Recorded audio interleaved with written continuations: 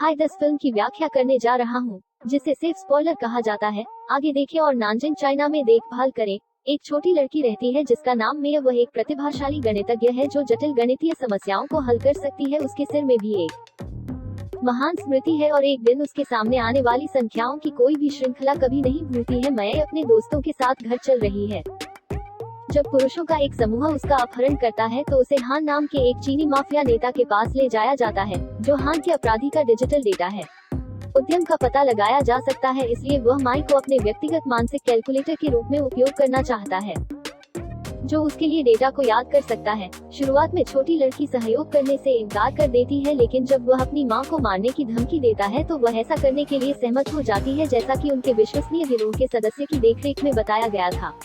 चांग माई को न्यूयॉर्क लाया जाता है, जहां वह अपनी बेटी के रूप में कहीं और नई जर्सी में छिपी हुई है। पूर्व पुलिस और पिंजरे लड़ाकू ल्यूक अपने उत्पीड़न के साथ एक गहन मैच में है। एक बार उसने मैच सेट कर दिया है और हारने वाला है, लेकिन वह गलती से अपने प्रतिद्वंदी पर एक अच्छा मुक्का फेंकता है और उसे सीधे कोमा में गिरा देता है। जीत रूसी माफिया एमिल के सिर को गुस्सा दिलाती है, जिसने ल्यूक पर लाखों डॉलर गंवाए थे। उसे पता चलता है कि एक गुस्से में गैंगस्टर का मतलब होगा कि उसका परिवार मुसीबत में है। वह घर भागता है, लेकिन बहुत देर हो चुकी है क्योंकि रूसी तेजी से दौड़े गैंगस्टर के बेटे वसीली ने पहले ही अपनी गर्भवती पत्नी को मार डाला है। ल्यूक मौत से तबाह हो गया है और हालांकि वह लड़ सकता है, वह जवाबी कार्रवाई नहीं करता है। ठग तक किसी को भी मारने का वादा करते हैं जिसके साथ वह बात करता है या कहीं भी संपर्क नहीं करता है, और कोई भी ल्यूक अपने गृहनगर न्यूयॉर्क लौटने के लिए नहीं जाता है। वह एक बेघर व्यक्ति के रूप में मैनहट्टन की सड़कों पर घूमते हुए एक साल बाद माई अभी भी काम कर रहा है। गैंग चांग के साथ उसे चाइनाटाउन में सड़कों के एक साप्ताहिक दौर में ले जाता है। वो शुद्ध लाभ या हानि का प्रतिशत याद करती है। हर दुकान का सामना करना पड़ता है जिसे स्टोर मालिकों को भुगतान करना होता है। गिरोह उनके लाभ के अनुसार एक निश्चित राशि का भुगतान करता है, इसलिए माई अपने पूरे समय में उनके लिए एक उपयोगी संपत्ति साबित हुई है। गिरोह के साथ काम करते हुए उसने बहुत कुछ सीखा है कि गैंगस्टर दुनिया में व्यवसाय कैसे काम करता है। कहीं और ल्यूक अत्यधिक असंगठित में रहता है। बेघर आश्रय एक रात वह बिना जूते के एक आदमी से मिलता है और सहानुभूति से गंभीर रूप से संक्रमित पैर वह आदमी को अपने नए जूते देता है, लेकिन अगले दिन वह यह पता लगाने के लिए जागता है कि किसी ने गरीब आदमी का गला काट दिया और रात भर जूते चुरा लिया। यह कहने के लिए पर्याप्त है, ल्यूक की रहने की स्थिति खराब है। इस बीच चांग के साथ मिलकर काम करने वाली एक महिला रात के मध्य में माई के पास आती है और उसे चीन में अपनी मां की मौत की सूचना देती है। यह पता चला है कि वह गंभीर रूप से बीमार थी और अगले दिन अस्पताल में गिरोह के नेता हान न्यूयॉर्क में पहली बार आता है। जब से उसने माई को भेजा है वह एक कागज के टुकड़े के साथ आया है जिस पर संख्याओं की एक श्रृंखला है। माया ने उस नंबर को याद करने के लिए कहा है, जो वह करती है। 10 सेकंड से भी कम समय में संख्याएं बहुत महत्वपूर्ण लगती हैं, क्योंकि हान कागज के टुकड़े को जलाकर राख कर देता है, इसलिए केवल माई को पता चलेगा कि वे क्या हैं। उसके बाद चांद उसे अगले स्थान पर ले जाता है। माई को बताया जाता है कि उसे दूसरे को याद करना होगा संख्याओं की श्रृंखला। जब वह गंतव्य तक पहुंचती है तो सब कुछ योजना के अनुसार चला जाता है, जब तक कि उन पर रूसी माफिया द्वारा हमला नहीं किया जाता है। एमिल गैंगस्टर जिसने ल्यूक की पत्नी को मार डाला था। माई को कहीं और अपहरण करने वाले रूसियों के लिए ल्यूक का दिन खराब हो रहा है, क्योंकि एक राहगीर ने उसके नाश्ते के पैसे चुरा लिए। जब वह कुछ खरीदने की कोशिश कर रहा था तो वह पुलिस बल के अपने पूर्व सहयोगी से टकरा गया। आदमी तुरंत ल्यूक को पहचान लेता है और उसे अपने साथ एक परित्यक्त इमारत में ले जाता है। साथ ही पुलिस बहुत समय पहले ल्यूक ने स्थानीय गैंगस्टरों की मदद करने के अपने भ्रष्ट तरीकों को खारिज कर दिया था। पुलिस अभी भी उन्हें पाने के लिए गुस्से में है। मुसीबत में वापस तो उन्होंने उसे पीटा और उसका अपमान किया, लेकिन वह अंत में जवाबी कार्रवाई नहीं करता है। एक पुलिस वाले ने एक बंदूक से उसे अपना जीवन समाप्त करने का आग्रह किया, लेकिन ल्यूक ने मना कर दिया और उसी समय माई को रूसी गिरोह में ले जाया गया। नेता एमिल, जो उससे संख्याओं के बारे में पूछता है, उसे जल्द ही पता चलता है कि जिस महिला ने उसे अपनी मां के बारे में बताया वह पूरे समय भोजन में मदद कर रही थी। महिला भी माई से उन्हें कोड बताने के लिए कहती है, लेकिन बदले में माई का दावा है कि महिला मरने वाली है, क्योंकि वह नहीं जानती कि व्यवसाय कैसे ठीक बाद में काम करता है। पुरुष उसे गोली मार देते हैं क्योंकि वह अब उनके लिए किसी काम का नहीं है। माई जानती है कि अगर वह उन्हें नंबर बताती है तो उसका भी यही हश्र होगा, इसलिए वह चुप रहती है। फिर एक भ्रष्ट पुलिस वाला और एक ल्यूक के पूर्व सहयोगियों कैप्टन वुल्फ अपराधियों को पकड़ने के लिए रूसी ठिकाने पर आता है। हालांकि वह कानून के लिए ऐसा नहीं कर रहा है, लेकिन चीनी नेता के आदेश पर हान एमिल कप्तान को बुलाता है और उसे चीनी गैंगस्टरों की तुलना में 2 गुना पैसा देता है।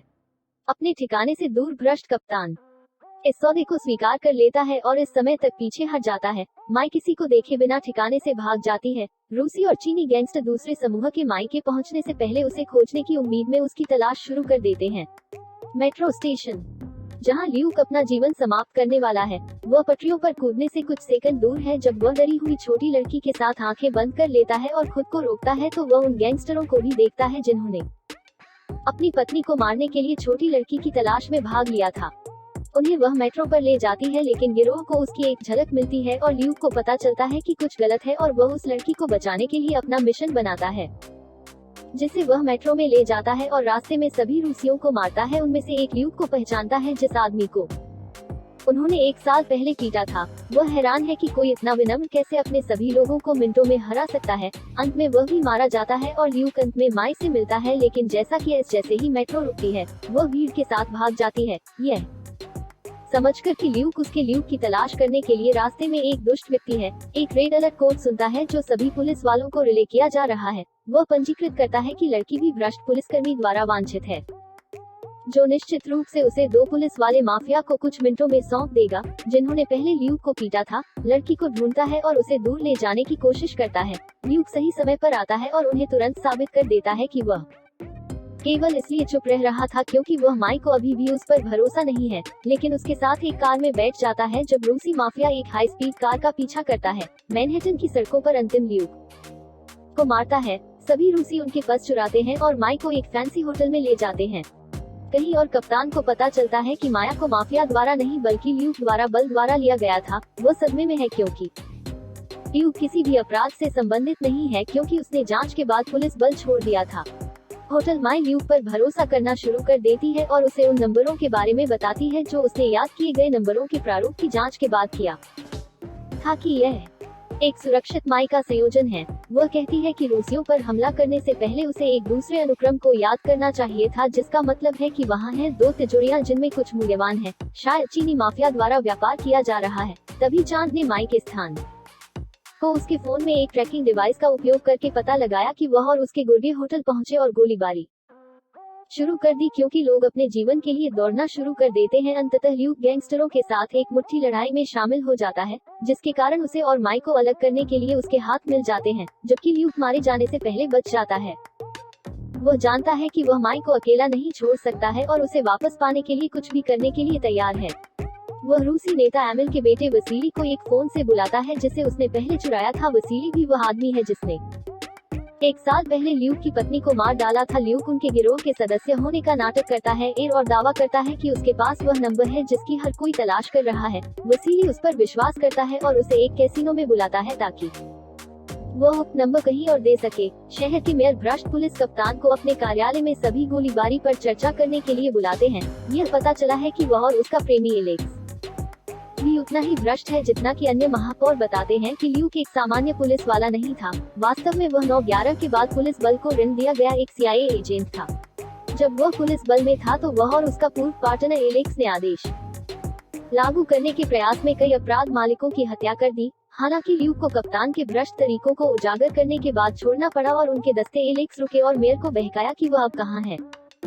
कप्तान को अंततः पता चलता है कि वह आदमी था जिसे उसने सोचा था एक हारे हुए व्यक्ति, वास्तव में अब तक का सबसे खतरनाक दुश्मन है। ल्यूक का पूर्व साथी एलेक्स मेयर का प्रेमी है जो उसके जैसे भ्रष्ट हो गया है। जब मेयर को माई और ल्यूक बीन के बारे में सूचित किया जाता है एक साथ, वह घबरा जाता है। यह लगभग ऐसा है जैसे वह तिजोरी और उस पर संयोजन के बारे में कुछ जानता है। इस बीच माई को नेता हान के पास वापस लाया जाता है, जो पूछता है कि क्या उसने संयोजन को किसी को बताया कि वह झूठ बोलती है और जोर देकर कहती है कि उसने नहीं करने का नाटक किया। अंग्रेजी को समझे चांद कॉल एलेक्स और उसे बताता है कि उनके पास लड़की है, इसलिए वे बैठक जारी रख सकते हैं। तब पता चलता है कि चीनी माफिया जिन लोगों के साथ व्यापार करने की कोशिश कर रहे थे वे मेयर और उनके प्रेमी एलेक्स हैं। वे उनकी अज्ञात सामग्री का व्यापार कर रहे हैं। संबंधित तिजोरियां जैसे पोकेमोन कार्ड के बंद बक्से को बेचना। अगले ल्यूक कैसीनो में आता है जहां वह रूसी गैंगस्टरों को पाता है। वह वसीली के सभी गुर्गों पर घात लगाता है और उन्हें बंधक बनाने की योजना बनाता है ताकि रूसी नेता एमिल को धमकाने के लिए उनका उपयोग किया जा सके।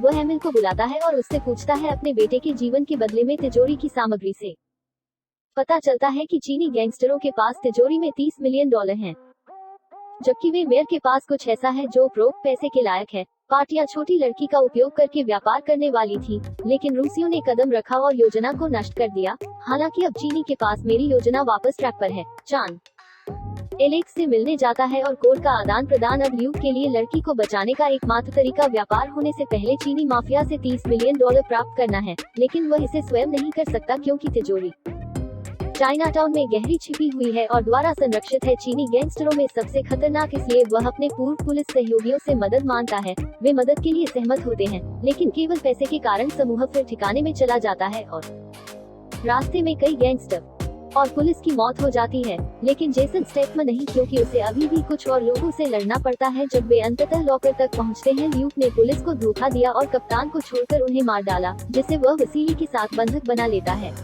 इसलिए तिजोरी से पैसे लेता है और मेयर के कार्यालय में जाता है। रास्ते में वह एलेक्स को बुलाता है और उससे पूछता है कि दूसरी तिजोरी में क्या है, क्योंकि ल्यूक के पास पैसा है। एलेक्स वह सब कुछ करने के लिए बाध्य है जो वह पूछता है कि वह दूसरी तिजोरी का है। मेयर न्यूयॉर्क में हर अपराध सिंडिकेट पर डेटा के साथ एक डिस्क रखता है। महापौर इसे चीनियों को बेचना चाहता था। 30 मिलियन ले लो और गिरोह को उनके साथ सौदा करने देना था जो उन्हें एलेक्स के साथ सौदा करने वाला था, लेकिन पैसे के बाद से वह पहले ही चोरी हो चुका है। वह ल्यूक से मिलने के लिए लौटने की कोशिश करता है, लेकिन ल्यूक उसे माई को साथ लाने का आदेश देता है क्योंकि वह एक महत्वपूर्ण संपत्ति है। एलेक्स आदेशों का पालन करता है, चांद और उसके गुर्गों को मारता है और ल्यूक से मिलने के लिए निम्नलिखित दृश्य में लड़की के साथ ड्राइव करता है। महापौर के कार्यालय में और उससे दूसरी तिजोरी की सामग्री के लिए पूछता है। हालांकि महापौर अनिच्छुक है, उसके पास डेटा के साथ लुका डिस्क को सौंपने के अलावा कोई विकल्प नहीं है। ल्यूक उसे बाहर निकालता है और एलेक्स से मिलने के लिए वापस आता है, जैसे वादा किया हुआ पैसे और जानकारी दोनों के साथ।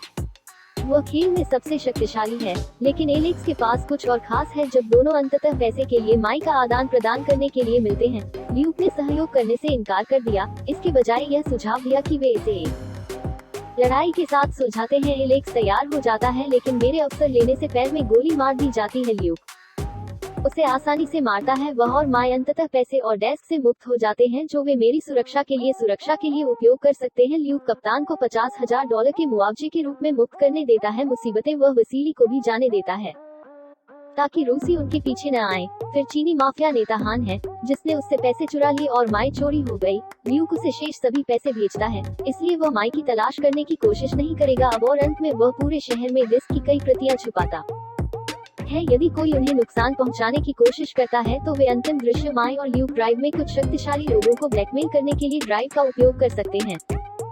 एक नया जीवन शुरू करने के लिए सिएटल इस तरह के और वीडियो के लिए अधिसूचनाएं चालू करें और चैनल को मदद करने के लिए एक लाइक छोड़ें। देखने के लिए धन्यवाद।